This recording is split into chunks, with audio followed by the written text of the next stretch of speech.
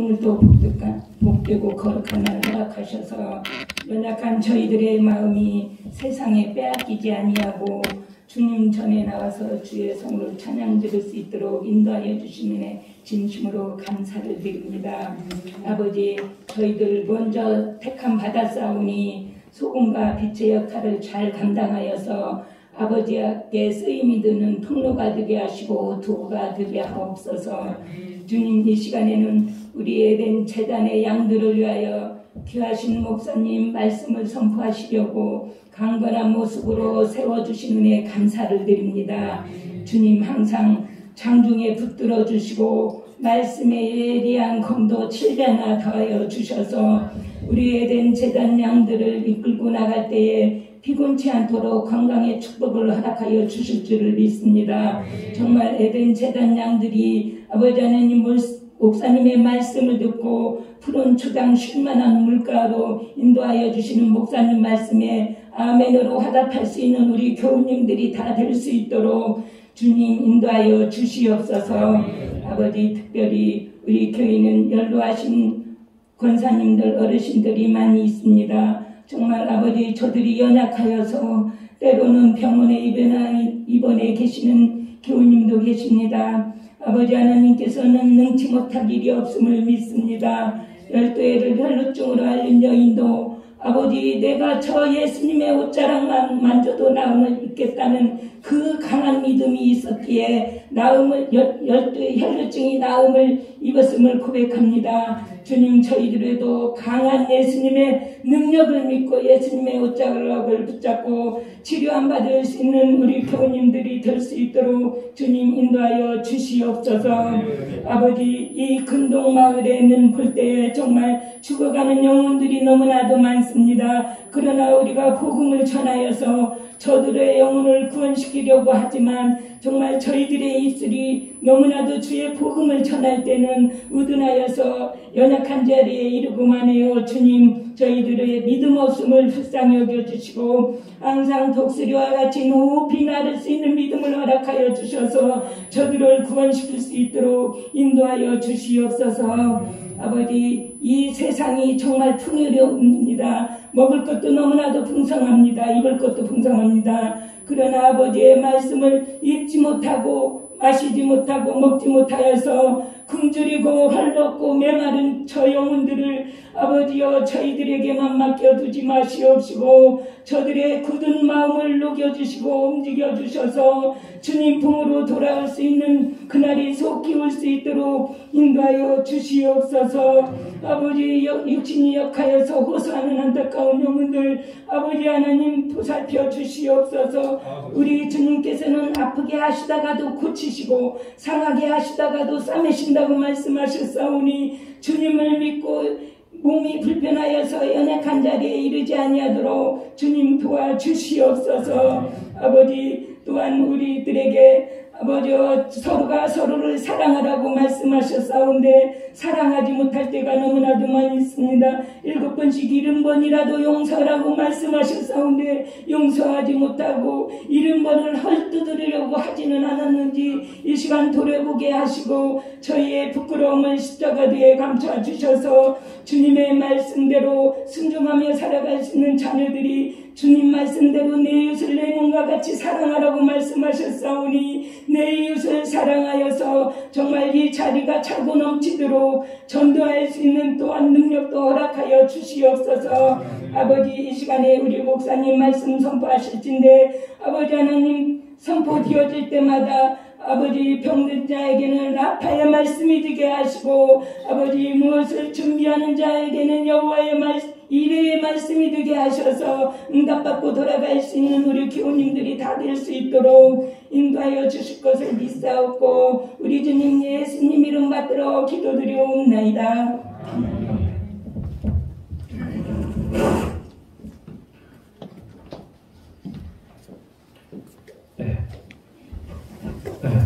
기도 감사드립니다.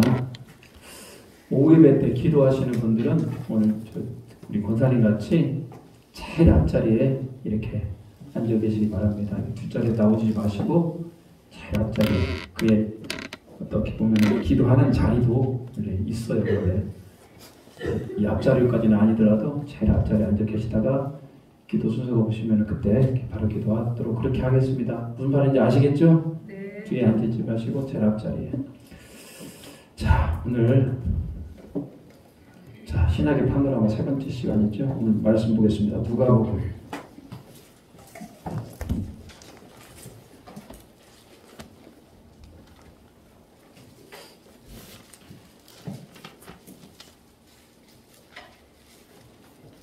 누가복음 1장 3절부터 23절까지 누가복음 1장 5절부터 23절까지입니다. 신약성경 86페이지 누가복음 1장 5절부터 23절까지입니다. 교독합니다. 제가 먼저 읽겠어요. 유대왕 헤롯 때 아비야 가늘에 제사장 한 사람이 있었으니 그 이름은 사가라요 그의 아내 이름은 아론의 자손이니 그 이름은 엘리사벳이라. 이 사람은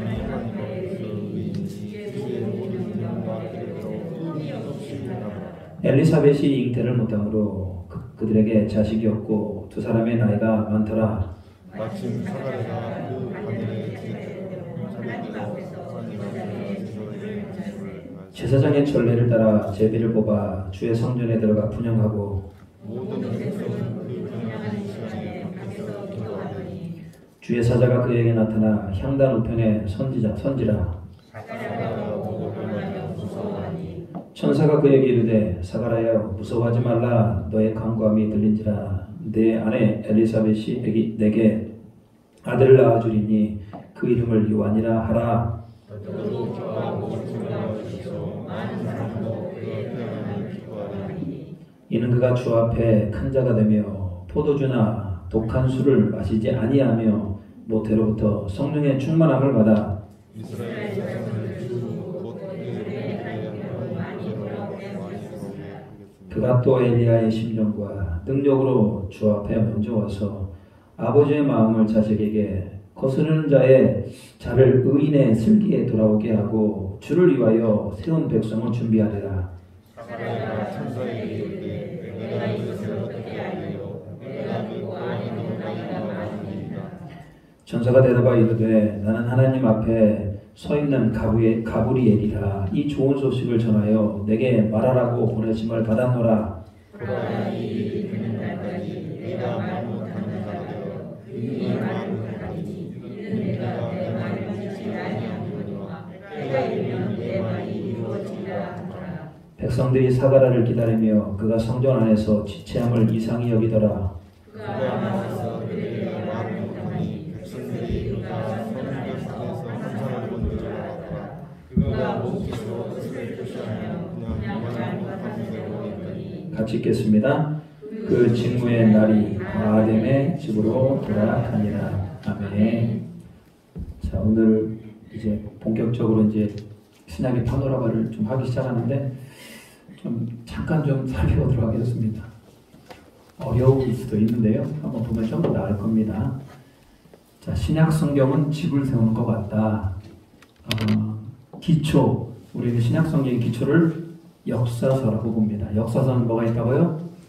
사복음, 마태복음, 마태, 누가, 요한 사복음서와 사도행전이 역사서이죠. 집을 세우기 위해서는 기둥이 필요하네요. 양쪽에 기둥이 하나 있죠. 우리는 저 왼쪽 기둥을 바울 서신 중에 교회 서신으로 봅니다. 또 한쪽 기둥은요, 일반 서신을 보게 되죠. 지붕은 뭐로 덮였습니까? 목회 서신으로 덮어 있다. 이렇게 보시면 신약 성경을 훨씬 이해하기가 편합니다. 27권이니까요. 그렇게 어렵지 않습니다. 자, 이렇게 쭉 정리를 해봤습니다만 이것은 여러분 다 우리 한번 했던 거니까요.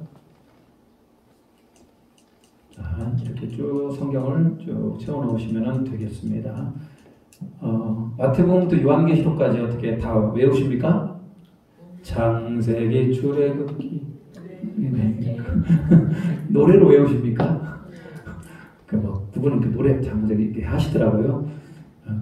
그것도 괜찮습니다. 자, 좋습니다. 자, 좀 살펴보도록 하겠습니다.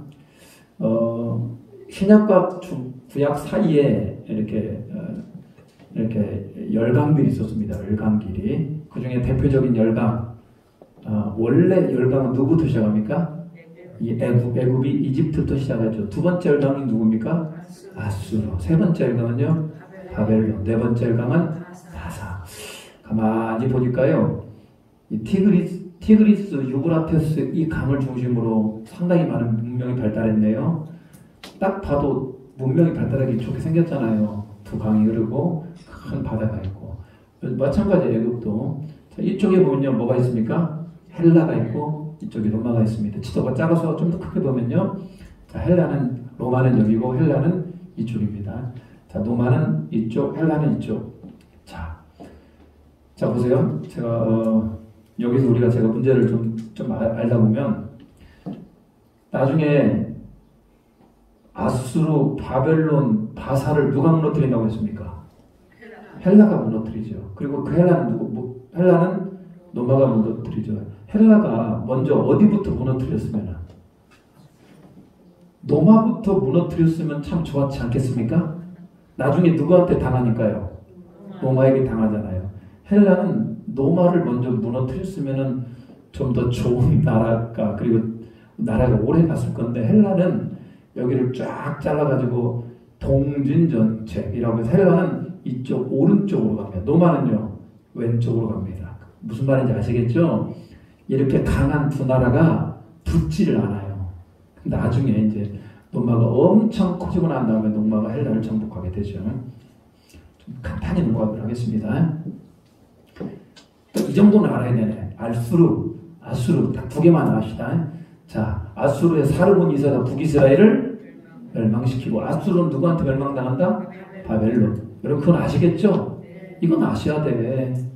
자, 바벨론이 한 일 중에 이스라엘 백성들에게 무슨 일을 합니까? 자, 바벨론은 느부갓네살이 어디를 멸망시킨다? 남유다를 멸망시킨다. 그렇지만 바벨론은 누구에게 멸망을 당한다? 바사에게 멸망을 당한다. 자, 바사는 어떤 일이 발생합니까? 고레스가 누구를 멸망시킨다? 바벨론을 멸망시킨다. 그렇지만 바사는 누구에게 멸망당한다? 헬라의 알렉산더에게 멸망을 당한다. 그럼 헬라는, 자, 알렉산더가 누구를 멸망시킨다? 바사를 멸망시키고, 알렉산더 이후에 나라가 몇 개로 쪼개진다고요? 4개. 여러분 이건 아셔야 돼. 아수르, 바벨론, 바사, 헬라는 아셔야 된다. 자, 보겠습니다. 4개 나라로 쪼개진다고 그랬죠? 근데 여기 안 외워도 돼요. 이거 몰라도 돼요. 그냥 알기만 하세요. 프톨레미, 안티코노스, 그 다음에 셀류커스, 미시쿠마스. 근데 이스라엘이 여기입니다. 이스라엘이 여기에요. 그래서 프톨레미와 셀류커스 사이에 이 이스라엘을 차지하기 위해서 여러 가지 전쟁이 벌어집니다. 그러면서요, 우리가 이것만 아시자고요. 이스라엘 민족이 새로 독립하는 왕조가 있었다. 그 왕조를 우리는 뭐라고 부른다? 하스몬 왕조라고 부른다. 아까 프톨레미하고 셀류커스 그 사이에 막 전쟁이 일어나고 그러니까요. 아이고 나 못 살겠다. 하스몬 왕조가 세워지게 되는데요. 특별히 누가? 이 마카비라는 이 사람이 동생이 세운 나라가 되는 겁니다. 이스라엘이 잠깐 독립하는 시기가 되죠. 이 하스몬 왕조를 누가 멸망시킵니까? 그렇죠. 로마가 멸망을 시킵니다.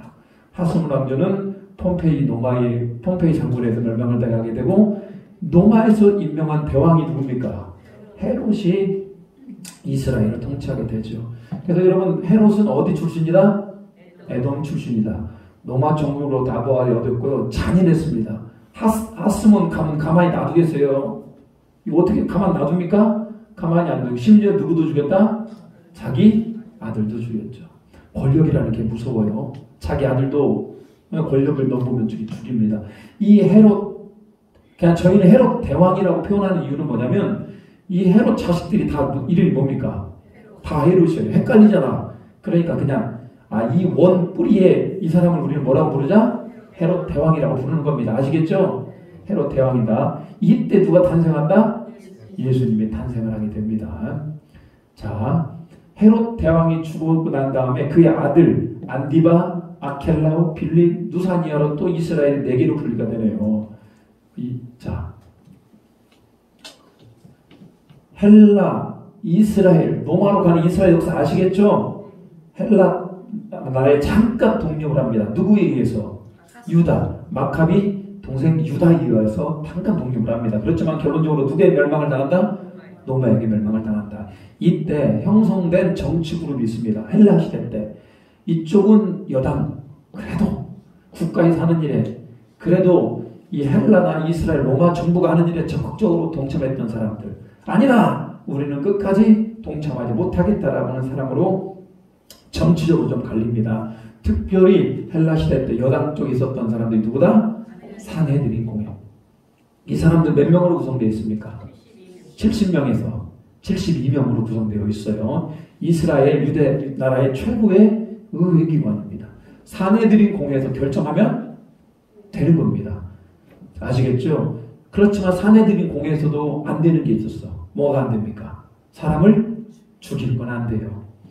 자, 이 산헤드린이라고 하는 이게 있었고 이쪽에 아니다. 나는 이 헬라라는 나라에 절대 복종할 수 없다. 나는 오직 하나님의 말씀대로만 살겠다라고 하는 이 하나님의 말씀을 기록하고 연구했던 그 그룹을 우리는 뭐라고 부른다? 서기관이라고 부릅니다. 자, 이스라엘에서 사두개인은 굉장히 여당적입니다. 머리가 발달되어 있고요. 제사장들을 이렇게 통솔했던 이 산헤드린이라는 이곳을 통솔했던 집단이 바로 누구다? 사두개인. 그에 반해서 바리새인. 바리새인은 뭡니까? 이 서기관과 좀 통하는 바가 있어요. 오직 하나님의 말씀을 따라 순종하겠다는 거. 그러니까 여러분 다 통하는 바가 있어요. 산헤드린은 누구와 통하고 사두개인이랑 통하고 서기관은요 바리새인이랑 통하는 겁니다. 자, 로마 시대 때는요 이쪽에 여당 쪽에 있었던 친로마적인 사람들 우리는 뭐라고 불렀다? 세금 걷어가지고 로마에 바쳤어요. 그렇지만 나는 세금 못 내. 끝까지 항전하며 로마 정부와 싸웠던 사람들, 이 사람들을 열심히다. 그래서 여러분 산헤드린, 사두개인, 세리는 약간 통하는 맛이 있어요. 서기관, 바리새인, 열심당도 통하는 바가 있고요. 아시겠어요? 이게 정치적인 노선입니다. 근데 이 사람들이 이쪽 라인하고 이쪽 라인하고 잘 하나가 안 돼요. 쉽게 얘기해서 사두개인과 바리새인들이 하나가 됩니까? 안 됩니까? 안 돼요. 이 사람들은 정치적 노선도 달랐고 신학적인 노선도 다르는 거야. 근데 이 사람들이 하나가 될 때가 있네. 언제? 예수님 잡아 죽일 때 하나가 돼요. 자, 이렇게 해서 이런 그룹들이 있었다. 지난주까지 이런 것들을 설명을 했습니다. 자, 오늘은 드디어 성경을 좀 들어가 보도록 하겠습니다. 자, 이렇게 생긴 사람이 누굴까요? 이 사람들은 우리는 히브리인이라고 부릅니다. 히브리인 뭐라고요? 히브리인들은 항상 이렇게 도포 같은 것들을 이렇게 쭉 쓰고 머리에는 목 같은 거 쓰기를 좋아해요. 그리고 옆에도 뭐 하는 사람 이렇게 제사 드리는 사람 이런 사람들 히브리인 쉽게 얘기하면 이 사람들은 뭐라고? 이스라엘 사람들 유대인들 아시겠죠? 유대인들이 있었고요. 자, 이스라엘 사람들입니다. 그리고 두 번째 사람은 이 사람은 어떤 사람들일까요? 로마. 일단 복장 자체가 뭡니까? 뭘 입었습니까? 갑옷을 입고 여기 뭘 차고? 창? 칼. 투구를 쓰고 여기 뭐 노예를 다루고 이게 바로 누굽니까? 노마인들. 그 당시 최고의 지배자들이 노마인들이잖아요. 노마인들. 세 번째 그룹 이 사람들 보니까 조금 좀 다르네. 여기 뭐 하고 있어요? 조각을 하고 있죠. 조각을 하고 있고 이 사람은요 달리기를 하고 있고 축배를 마시고 있고 약간 사상, 문화를 즐기고 풍류를 즐기고 철학을 즐겼던 사람들. 이 사람은 뭐라고 얘기합니까? 헬라인이라고 해요. 그러니까 여러분 로마가 결론적으로 헬라를 정복합니까? 안 합니까? 헬라를 정복하잖아요. 그러면 이 헬라인들은 로마 사람이 되질 않습니다. 그냥 헬라인으로 남아요. 그리고 자기 고유의 그런 문화를 그래 따라갑니다. 결론적으로 얘기하면 로마가 이 헬라를 정복을 못해요. 오히려 헬라인들에게 문화가 정복이 되어지게 되죠. 이런 과정들이 좀 있습니다.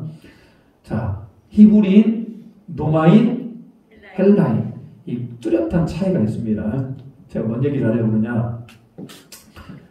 히브리인과 로마인과 헬라인 그리고 우리는 지금 누굽니까? 그리스도인이잖아요. 그래서 시각과 영향, 우선순위, 목표, 권위가 달라요.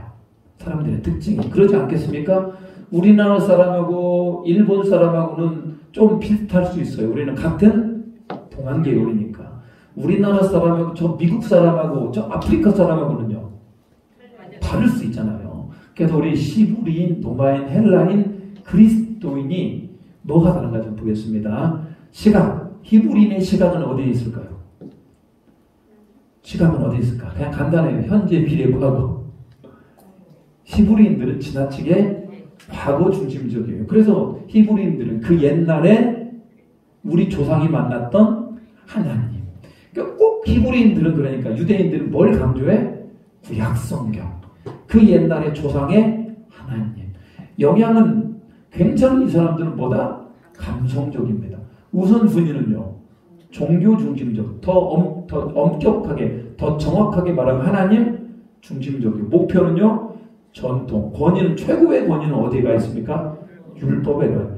과거 중심적이고 감성적이고 율법을 정통으로 하는 이 히브리인들에게 이 히브리인들입니다. 자, 로마인들은요. 시각이 어디에 있을까요? 로마인들은 자, 현재가 중요해요. 현재 나의 의지가 중요해요. 그리고 로마인들은 뭘 많이 지었습니까? 건축을 많이 하고 황제를 중심으로 뭐하는 사람들이었다? 지배를 하는 민족이었다. 로마인들은 어디 가든지 의지가 있습니다. 로마에 가보셨어요? 저도 로마에 가보지 않았는데 로마는 그렇게 건축물들이 많아요. 로마, 현재를 중심적으로 지금 이 순간이 중요한 겁니다. 헬라인들은요, 당연히 이 사람들은 미래 중심적이에요. 지성과 교양과 교훈, 문화, 철학, 하여튼 머리로 생각하는 그런 모든 것들을 즐겼던 게 바로 헬라인들이라는 겁니다. 제가 왜 히브리인과 로마인과 헬라인들이 추구하는 게 같아요, 달라요? 다르죠. 자, 그래서 자 보겠습니다. 자, 그리스도인들은 시각이 어디에 가 있습니까? 과거도 아니고 미래, 현재도 아니고 미래도 아니고 우리는 영원히 누구와 함께 사는 것. 우리 하나님과 함께 사는 것. 우리 예수님과 함께 사는 것이 영원이잖아요. 누구의 영향을 받습니까, 우리는? 자, 우리는 성령님의 감성도 아니고 의지도 아니고 지성도 아니고 우리는 누구의 영향을 받는다? 성령님의 영향을 받죠. 우선순위, 종교, 건축, 교육이 아니고 우리 우선순위는 말씀. 맞죠? 우리는 말씀으로 우선순위를 삼습니다. 목표도 전통과 지배와 교양이 아니고 우리는 목표가 뭐다? 복음화다. 그리고 권위는요. 우리는 본인 어디에 있습니까? 율법, 황제, 문화가 아니고 우리 최고의 권위는 바로 우리 예수 그리스도 가운데 있다.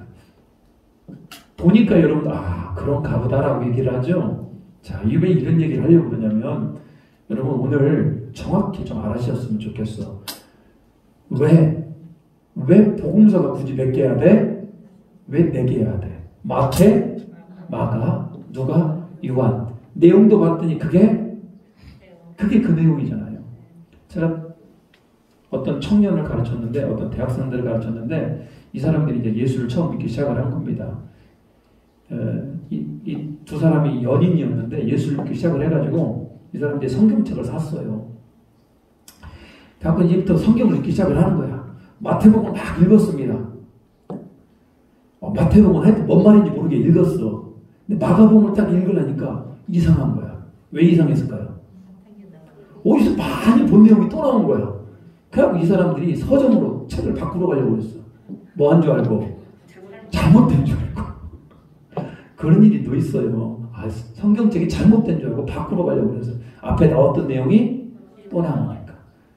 그럴 수 있죠. 우리는 그냥 그런가 보다 할 수 있는데 일반적인 책은 다 그렇죠. 또 내용이 또 나오면 뭔가 잘못됐다고 생각하는 거 아니겠습니까? 우리는 같은 내용인 줄 알아요. 그렇텐데 여러분 달라요. 보세요. 복음서의 특징이십니다. 자, 히브리인을 중심으로 하여서 자, 예수님은 우리의 뭐다? 왕이다라고 하는 왕으로 오신 예수님을 설명한 복음서가 뭐다? 마태복음이에요. 독자가 누가 되는 겁니까? 히브리인들에게. 자, 그래서 여러분 예수님은 우리의 왕이시다라고 하는 히브리인들에게 썼던 복음서가 바로 뭐다? 마태복음. 자, 그리고요. 예수님은 우리의 종으로 오셨다. 종으로 오신 예수님. 노마인들에게는 이것들이 확 오게 됩니다. 이게 바로 마가복음이고요. 누가복음 뭡니까? 완전한 인간으로 오신 분이 누구나? 예수님이시다라는 누가복음의 헬라인을 향하여 쓴 메시지고요. 마지막으로 요한복음은 하나님의 아들 예수 그리스도를 요한복음에서 그렇게 기록하고 있습니다. 이게 딱 봤을 때 뭐 저런 게 다 있나. 근데 여러분 우리가 공부를 해보고 계속 말씀을 읽어보면요. 복음서의 풍기는 뉘앙스가 완전히 달라요. 아 그래. 여러분 성경을 좀 읽어보신 분들은 그래. 마태복음에는 유대인을 중심으로 왕으로 오신 예수님을 강조하고 있어. 그래. 요한복음은 예수님이 하나님의 아들임을 강조하고 있어. 우리 정확히 알 겁니다. 그래 여러분 이렇게만 알고 계셔요. 마태복음 왕으로 오신 예수입니다. 시작. 마태복음은 왕으로 오신 예수님. 마가복음은 종으로 오신 예수님. 누가복음은 완전한 인간 예수님. 요한복음은 하나님의 아들 예수님. 그것이 바로 뭐다? 사복음서가 이렇게 해서 하나의 뭐가 된 것이다? 하나의 복음서가 된 겁니다. 아시겠죠? 이렇게 보면 마태복음, 이렇게 보면 마가복음, 이렇게 보면 누가복음, 이렇게 보면 요한복음. 그렇지만 이 네 가지 복음서를 우리가 다 함께 봄으로 완전한 복음을 할 수 있는 겁니다. 아시겠죠? 굳이 왜 복음서가 4개 해야 돼? 그렇게 얘기하면 여러분 뭐라고 대답할 겁니까? 마태복음은 왕으로 오신 예수님을, 마가복음은 종으로 오신 예수님을, 누가복음 완전한 인간 예수님을, 요한복음 하나님의 아들 예수님을 소개하고 있고, 마태복음은 히브리인들을 위하여, 마가복음은 로마인들을 위하여, 누가복음은 헬라인들을 위하여, 요한복음 지금 우리를 위하여 써져 있는 책으로 봐도 돼. 이렇게 얘기하면 사람들이 깜짝 놀랄 겁니다. 도전합니다, 여러분. 그 정도 알고 있어도 괜찮습니다. 몰라도 됩니다. 진짜 몰라도 됩니다. 자, 성경은 지도는 여기입니다. 세계지도 아시겠죠? 세계지도. 우리나라는 어디 있습니까? 우리나라는 여기 있죠? 우리나라는 여기 있죠? 항상 세계지도에 보면 우리나라가 중심에 있어요. 안 그렇습니까? 이 아메리카, 남아메리카가 이쪽에 있잖아요. 그래서 항상 우리가 이게 보통 세계지도는 항상 유럽을 중심으로 씁니다. 자꾸 동방이라고 얘기합니다. 우리는 동쪽이기 때문에. 자, 이쪽에. 자, 여기가 어디입니까? 이스라엘 지역이죠. 자, 이 지역을 우리는 잘 봐야 됩니다. 자, 요단강을 반절로 나눴는데 보이세요? 그리고 거기를 다시 세 등분을 하겠습니다. 그리고 선을 한번 그어보겠습니다. 위쪽 선, 아래쪽 선 보이셔요? 자, 요단강 갈릴리 사해를 4등분해서 이렇게 해서 지역을 나누려고 합니다. 자, 우리는 위쪽 지역을 뭐라고 그런다? 갈릴리 지역. 이 가운데 지역을 뭐라고 그럴까요? 가운데 지역을 뭐라고 그럴까요? 자, 잘 알 겁니다. 여기를 뭐라고 그런다? 사마리아죠. 그 마지막 여기 지역을 뭐라고 그럴까요? 유대 지역이라고 부릅니다. 아시겠죠? 신약 성경에 우리는 세 가지 지역이 있다. 제일 위를 무슨 지역? 갈릴리. 가운데를 사마리아. 마지막은요? 유다. 예수님이 사마리아 여인을 만나러 갔던 지역은 어디 지역입니까? 사마리아 지역이죠. 예수님이 주로 고기를 잡았던 지역은, 예수님이 주로 사역했던 그 지역은 어디입니까? 갈릴리 지역. 예수님이 십자가에 못 박혀 죽으신 지역은 유대. 여기에. 자, 아시겠죠? 이 지역을 알아야 우리 성경을 이해합니다. 가장 중요한 지명들이 있습니다. 자, 여기는 무슨 지역? 베레아 지역. 자, 여기 보이셔요? 이 바다가 무슨 바다입니까? 갈릴리 바다 북쪽에 예수님이 주로 활동했던 지역이 있습니다. 이 지역을 우리 뭐라고 불러? 그렇죠. 이 지역은 가버나움이라고 부릅니다. 무슨 지역이라고요? 이 가버나움 지역. 여기에서는 예수님이 주로 활동을 합니다. 성지순례를 가면은 반드시 가는 지역이 어디냐? 갈릴리 바다 가까이 안 갈까요? 가요. 갈릴리 바다 가서 배 타요, 안 타요? 배 타요. 베드로가 잡았던 고기 먹어요, 안 먹어요? 배 먹어요. 고기 먹어요. 가버나움 갈까 안 갈까요? 가죠. 이쪽 지역에 가면은 많은 교회들이 있어요. 예수님이 주로 활동했던 지역이 바로 어디다? 가버나움. 자, 예수님의 고향은 어디입니까? 나사렛. 어디라고요? 예수님의 고향이라기보다도 예수님이 어렸을 때부터 살았던 지역은 나사렛. 근데 예수님을 나사렛에서 반깁니까? 예수님을 배척합니까? 배척합니다. 그러니까 예수님이 나사렛에서 사역할 수 없으니까 어디로 간 겁니까?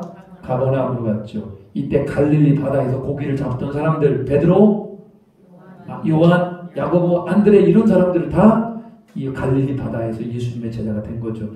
여기가 어디라고요? 나사렛. 이거 위쪽은요? 가버나움. 우리가 성경 지도는 좀 알아야 된다고요. 나사렛과 어디? 가버나움. 자, 그리고 넘어가 보겠습니다. 여기가 어딜까요? 딱 중앙에 있네. 여기가 수가성의 여인. 우리는 이 여인을 사마리아 여인이라고도 부르죠. 자, 수가. 자, 그리고 그 밑에 유다 지역의 가장 대표적인 도시, 여기는 어딜까요? 베들레헴보다 더 큰 이스라엘 최고의 도시. 예루살렘. 예루라고 하는 말이 도시라는 뜻입니다. 아시겠죠?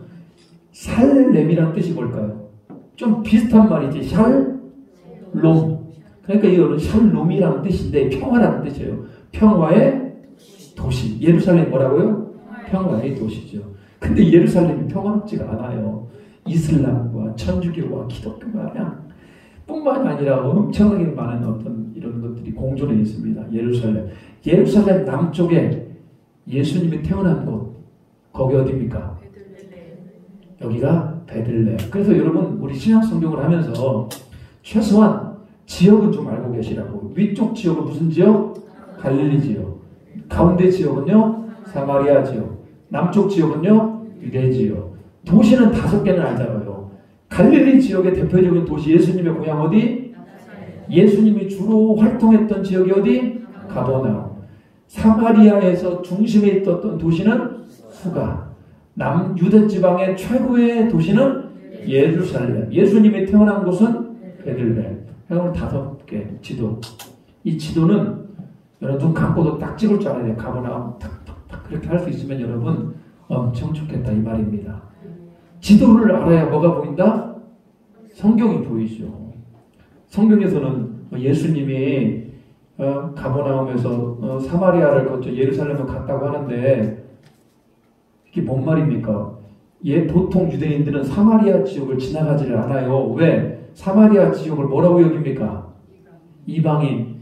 약간 개처럼 여긴다고. 그래서 유다인 남자들은 다 어디로 갑니까? 요쪽 요단 동편으로 돌아가지고 이렇게 넘어간단 말입니다. 근데 예수님이 어디로 거쳐가요? 사마리아를 거쳐서 수가성 여인을 만나고 가는 겁니다. 아시겠죠? 이런 식으로 성경은 이해가 돼야 됩니다. 자, 오늘 세례 요한에 대해서 보도록 하겠습니다. 말라기 선지자가 구약 성경의 가장 마지막 선지자죠. 말라기 이후로 선지자가 있습니까? 없습니까? 없어요. 하나님의 말씀이 선포됩니까? 안 됩니까? 안 되죠. 우리는 그 기간을 무슨 기간이라고 얘기합니까? 하나님께서도 뭐 하셨다? 침묵기. 그래서 침묵기라고 얘기하죠. 침묵기가 몇 년이에요? 400년. 그 400년 침묵의 긴 터널을 깨고 드디어 하나님이 한 사람을 보내주셨는데 그 사람이 바로 누구다? 세례 요한. 원래 이름은 요한인데 우리가 예수님의 제자도 있잖아요. 요한도 있고 또 그러다 보니까 앞에다가 세례 요한이라고 붙인 겁니다. 자, 말라기 이후에 400년 만에 선지자를 보내주셨다. 침묵기를 깬 선지자. 침묵기를 깬 선지자이면서 누구의 길을 준비한? 예수님의 길을 준비한 광야에서 외치는 소리, 세례 요한. 자, 그래서 세례 요한을 예수님께서 칭찬을 합니다. 그 중에 예수님이 극찬한 것 중에 하나가 뭡니까? 여자에게서 난 자 중에 이보다 더 큰 자는 없다. 그래서 지금도 요한이라고 짓는 사람들이 많아, 이름을. 우리 교회는 요한이 없나요? 없어요. 은혜는 많은데 요한. 자, 세례 요한을 보겠습니다. 잘 따라오고 계시죠? 오늘부터 성경 하니까 이제 성경은 좀 더 편하실 겁니다. 자, 새 요한의 어머니는 누구였다? 아버지는 사가랴, 어머니는요 엘리사벳. 근데 여러분 침묵기잖아요. 말라기 이후에 침묵기라고 하는 것은 하나님의 말씀이 침묵하였다라는 얘기는 하나님을 섬기는 사람이 많아요, 적어요? 적은 정도가 아니라 매우 희박합니다. 하나님을 제대로 섬기는 사람이 매우 희박한데 그래도 하나님을 제대로 섬겼던 사람이 누가 있었다? 사가랴와 누구? 엘리사벳. 성경은 이 사람들을 뭐라고 봅니까? 흠이 없는 의인이었다. 하나님 앞에서 열심히 정성을 다해 하나님을 경외했던 자. 근데 문제가 있네.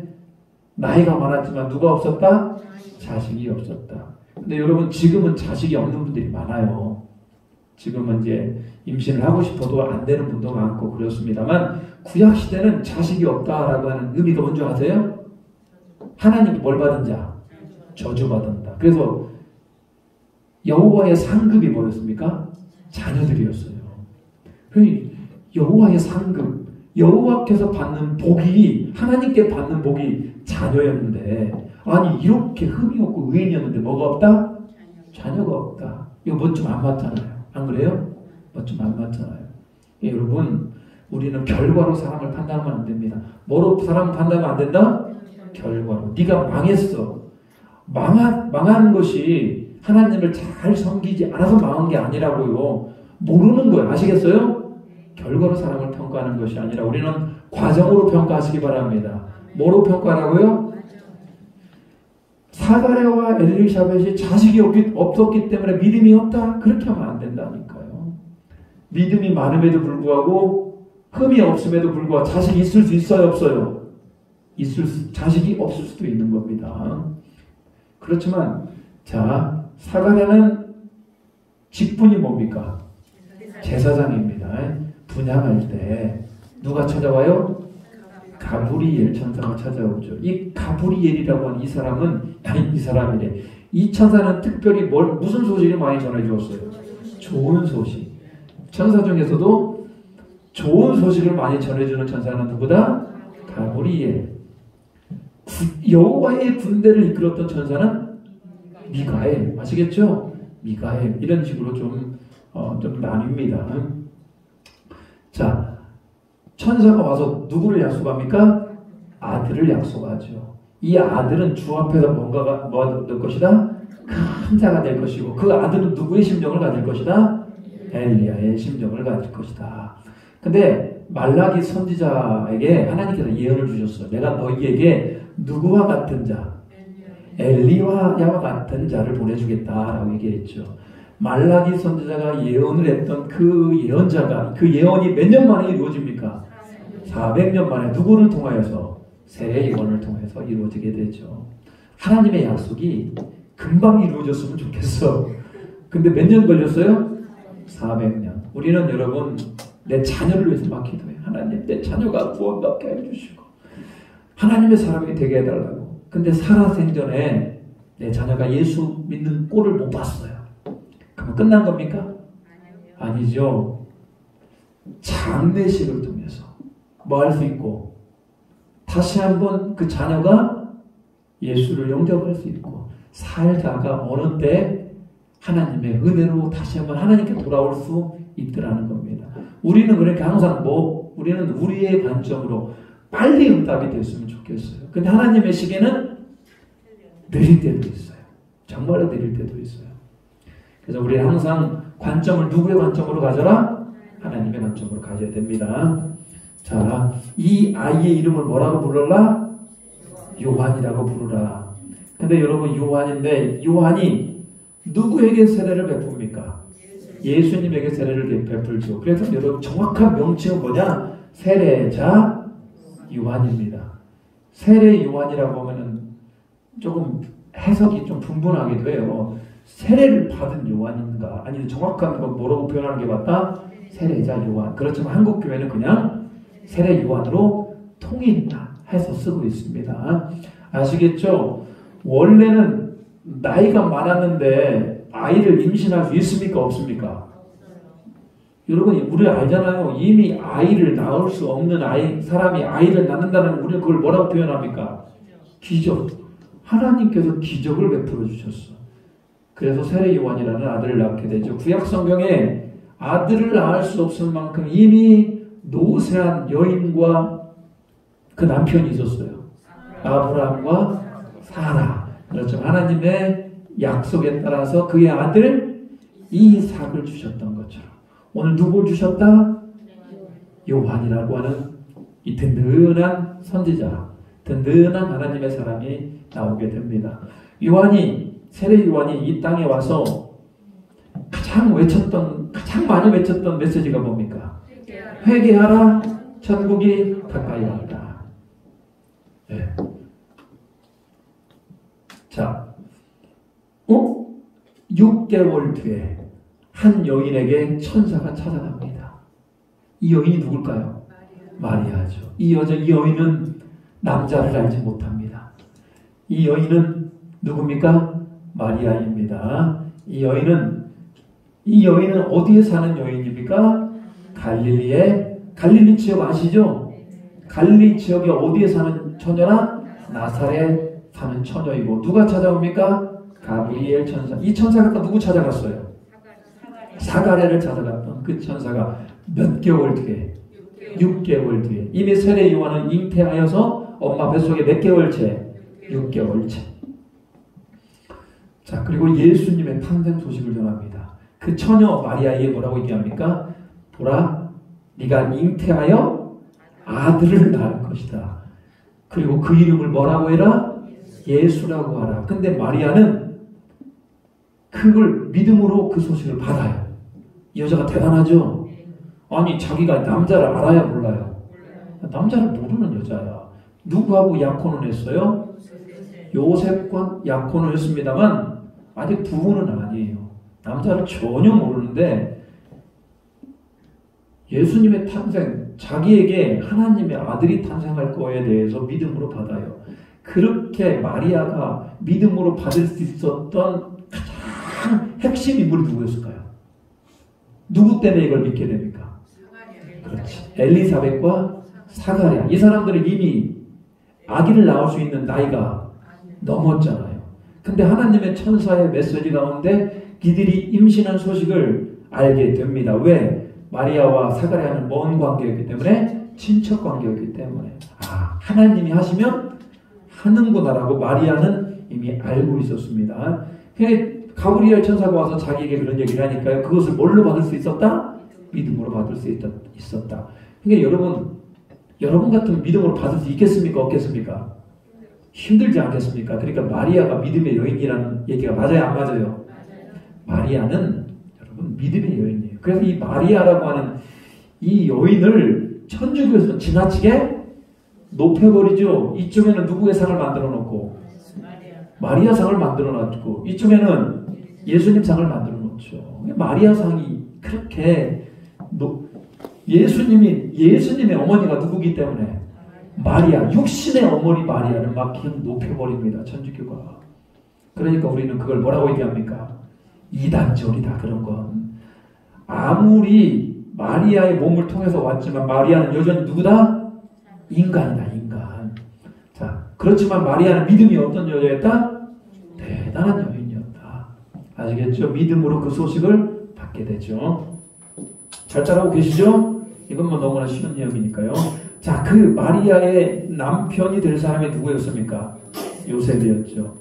마리아와 이미 뭐한 사람이었다? 약혼한 사이였다. 그렇지만 요셉 또한 이 마리아와 어울릴 만한 사람이었는데 이 사람이 어떤 사람이었다? 의로운 사람이었다. 저는 이렇게 믿음의 사람과 믿음의 사람이 한 가정을 위해서 결혼하는 것이 참 복된 거라고 생각을 합니다. 아시겠죠? 그 여러분의 기도 제목이 되길 바라요. 근데 현실은 그러지 못할 때가 너무나 많아요. 그렇다고 여러분 너무 실망하고 그러지 않아도 됩니다. 왜? 앞으로 뭐 하면 되니까? 믿음의 가정을 만들어가면 되니까. 자, 마리아와 요셉인데, 자, 마리아의 무슨 소식을 듣게 됩니까? 임신 소식에 가만히 약혼을 파기하려고 합니다. 요셉은 어떻게 알아들었을까요? 자기가 약혼할 그 여자가 임신했다고 그러니까 분명히 자기는 아니거든. 이 여자가 어떤 여자라고 느끼는 겁니까? 가늠한 여자 내지는 굉장히 음탕한 여자구나. 이런 때는 보통 어떻게 합니까? 불러내서 돌로 쳐 죽이죠. 율법이 그래요. 음탕한 여자, 가늠한 여자는 다 어떻게 한다? 돌로 쳐 죽이라고 하는데 요셉은 그렇게까지는 하기 싫은 거예요. 그냥 어떻게 합니까? 가만히 그냥 약혼을 파기하려고 합니다. 이때 또 누구가 나타납니까? 주의 사자가 누구에게? 요셉에게 말합니다. 그녀가 잉태할 그녀는 하나님의 아들이시다. 근데 요셉은 또 그걸 뭘로 받아요? 믿음으로 받죠. 마리아와 요셉이 어떤 사람인 줄 아시겠죠? 그 사람들 믿음의 사람이었다 이런 얘기죠. 한 2시간 하고 싶네요.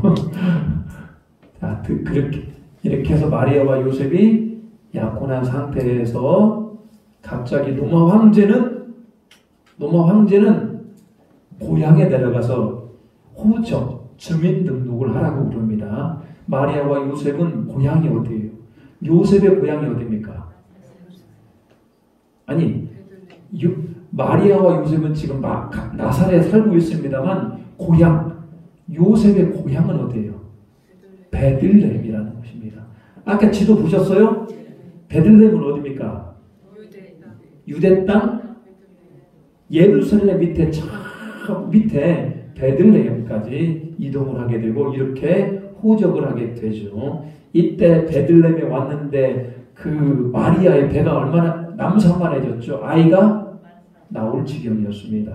그래서 아이를 출산을 해야 되는데 호텔이 있어요, 없어요?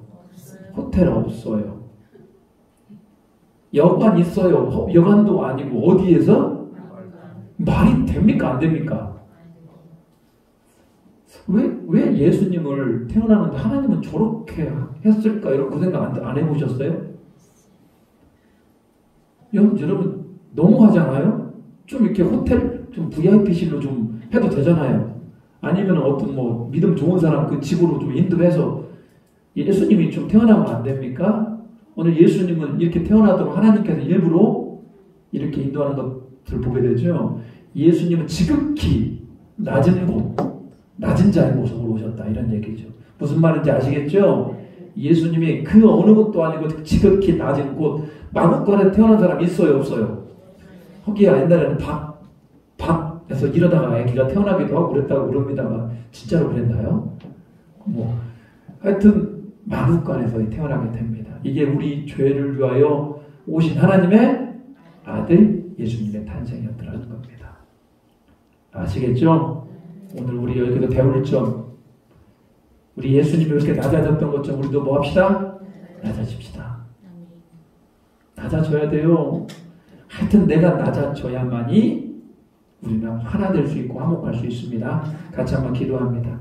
하나님, 우리가 낮은 자가 되기를 원합니다. 겸손한 자가 되게 하여 주시고 예수님의 마음을 배울 수 있도록 도와주시라고 기도합니다. 주여, 하나님 오늘 나는 우리 가운데 은혜 주심을 감사드립니다. 오늘 오후 예배를 통하여 다시 한번 예수 그리스도의 이 땅에 오심을 우리가 살펴보았습니다. 우리가 더욱더 낮아지게 하시고 겸손하게 하시고 하나님의 뜻을 밝게 할 수 있는 우리 모두가 되게 해 주시옵소서. 하나님 세례의 왕과 같이 하나님 이 땅 가운데 하나님의 마음에 합한 자가 되게 해 주시고 하나님의 말씀을 전하는 자가 되게 하시고 하나님의 마음을 시원케 해드릴 수 있는 우리 모두가 되게 하여 주시옵소서. 하나님, 우리 신약 성경을 통하여서 다시 한번 하나님의 은혜를 알게 하심을 감사드립니다. 하나님의 은혜가 이 오후 예배 가운데 차고 넘치게 하여 주시고 하나님의 말씀을 잘 체계적으로 배워서 우리 머릿속에 우리 마음속에 정리가 되고 성령으로 충만한 시간 될 수 있도록 도와주시옵소서. 이 일주일도 하나님의 은혜 가운데 잘 살게 하여 주시고 우리 주일에 모여서 함께 하나님을 예배할 수 있도록 도와주시옵소서. 병들고 힘들고 어려운 우리 지체들 찾아가시어서 주님 그 병든 곳에 주님 안수하여 주시고 그 병이 깨끗하게 낫게 하시고 그 마음이 평안히 넘쳐나게 하시고 걱정과 근심이 떠나가게 하리를 소망합니다. 감사드리오며 예수님의 이름으로 기도 올리옵나이다. 아멘. 하늘에 계신 우리 아버지 이름을 거룩하게 하시며 아버지의 나라가 오게 하시며 아버지의 뜻이 하늘에서와 같이 땅에서도 이루어지게 하소서. 오늘 우리에게 일용할 양식을 주시고 우리가 우리에게 잘못한 사람을 용서해 준 것 같이 우리 죄를 용서해 주시고 우리를 시험에 빠지지 않게 하시고 악에서 구하소서. 나라와 권능과 영광이 영원히 아버지의 것입니다. 아멘. 주님.